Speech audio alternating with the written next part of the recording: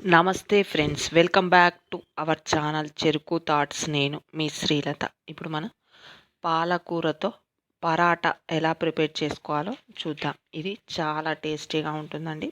కలర్ఫుల్గానే కాదు, టేస్టీగా కూడా ఉంటుంది. పిల్లలు ఇలా ఎప్పుడు చపాతీనే కాకుండా ఇలా కూడా ప్రిపేర్ చేసిస్తే ఇష్టంతో తింటారు. అదేవిధంగా పాలకూర హెల్త్కి చాలా చాలా మంచిది ఫ్రెండ్స్.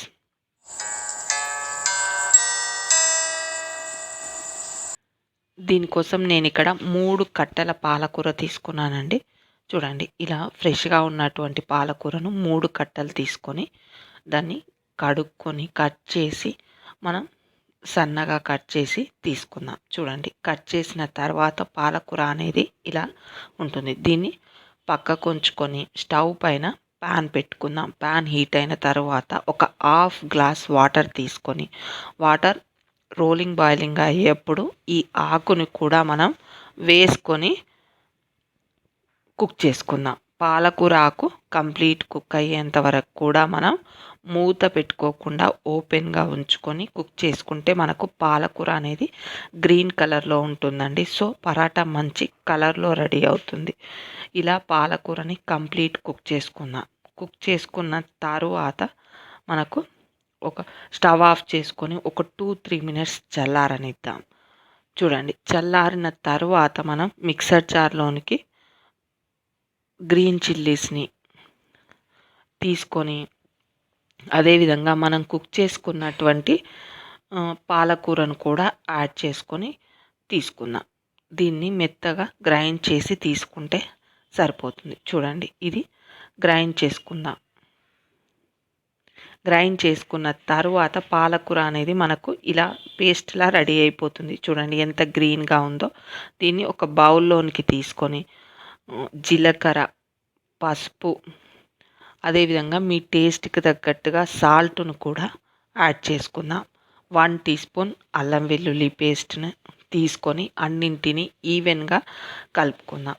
ఇలా కలుపుకున్న తర్వాత నాకు 3 కట్టల పాలకూరకు 1 కప్పు గోధుమ పిండి అనేది సరిపోయిందండి. మనకు ఎంతైతే పిండి పడుతుందో దాన్ని కలుపుకోవచ్చండి. కాస్త ఎక్కువ తక్కువ అయినా పర్వాలేదు. ఇలా కలుపుకొని నేను ఆకుకూర కుక్ చేసుకున్నటువంటి వాటర్ని కూడా యాడ్ చేసుకొని మనకు ముద్దలా పిండిని ప్రిపేర్ చేసుకుందాం.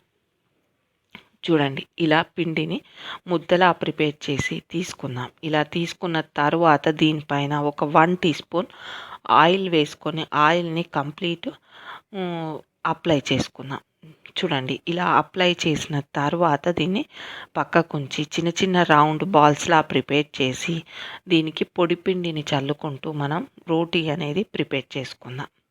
చూడండి, ఫస్ట్ చిన్నగా రోలర్ యూజ్ చేస్తూ చిన్నగా పూరీలా తాల్చుకుందాం. ఇలా చిన్న సైజులో తాల్చుకున్న తర్వాత మనం దీనికి ఆయిల్ అప్లై చేస్తూ ఫోల్డ్ చేసి తీసుకుందాం.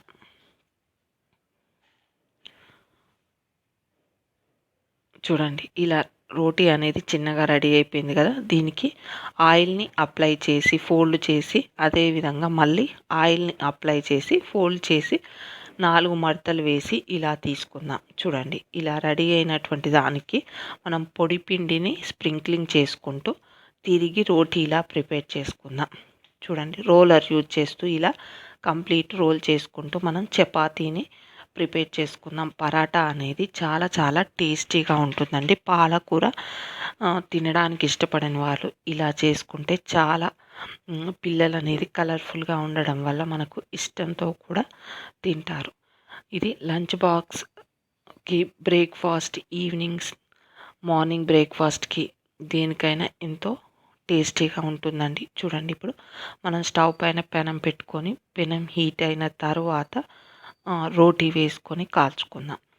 ఒకసారి కాస్త కాలిన తర్వాత ఆయిల్ అప్లై చేసుకొని ఇలా సలాకితో ఆయిల్ అప్లై చేయడం వల్ల మనకు కొంచెం ఆయిలే కంప్లీట్ రోటీకి స్ప్రెడ్ చేయవచ్చండి. ఇలా తక్కువ ఆయిల్తో కాల్చుకోగలుగుతాం. పరాటా అనేది చూడండి మనకి ఇలా 2 సైడ్ల కూడా కాలిన తర్వాత మనం తీసుకుందాం. మనకి ఇప్పుడు ఎంతో టేస్టీగా పాలక్ పరాటా అనేది రెడీ అయిపోయింది. ఇది చాలా టేస్టీగా ఉంటుందండి. అదేవిధంగా మనం ముందుగా ప్రిపేర్ చేసుకున్నటువంటి మిగతా రోటీలన్నింటినీ కూడా మనం పెనం పైన వేసి కాల్చుకుందాం. ఆయిల్ అప్లై చేసి 2 సైడ్ల కూడా ఇలా కాల్చి తీసుకుందాం. ఇది చాలా చాలా టేస్టీగా ఉంటుందండి. పిల్లలు ఇలా కలర్ఫుల్గా మనం టిఫిన్ ప్రిపేర్ చేసి పెడితే పిల్లలు ఇష్టంతో తింటారు. అదేవిధంగా హెల్తీగా కూడా ఉంటుంది. ఇది బెస్ట్ కాంబినేషన్. మనం పెరుగు తీసుకొని ఒక 2 టీ స్పూన్ షుగర్ యాడ్ చేసి కలిపి తీసుకుంటే చాలా టేస్టీగా ఉంటుందండి. మీరు పెరిగే కాకుండా కర్రీతోటి ఏదైనా గ్రేవీ కర్రీ కానీ, చట్నీస్ కానీ, పప్పు ఏదైనా మనం దీనిలోనికి నంచుకుంటే చాలా టేస్టీగా ఉంటుందండి.